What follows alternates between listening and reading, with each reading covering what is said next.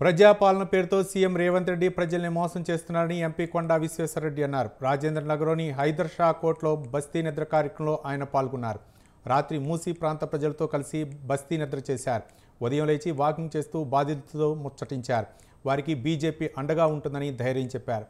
మూసీ సుందరీకరణ పేరుతో కోట్ల రూపాయలు దండుకునే పనిలో రేవంత్ రెడ్డి పడ్డారని కొండా విశ్వేశ్వరరెడ్డి దుయ్యబట్టారు.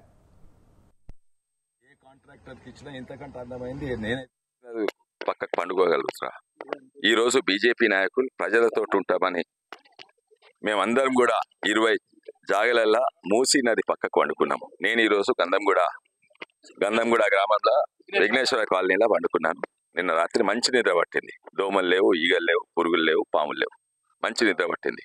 ఈడ మీరు అనుకుంటున్న మూసీ నది పక్కకు అన్ని స్లమ్స్, రేకుల షెడ్లు, illegal constructions, government land occupation ఏది కూడా కాదు. 90% లీగల్ కన్స్ట్రక్షన్స్, భూమి ప్రైవేట్ భూమి.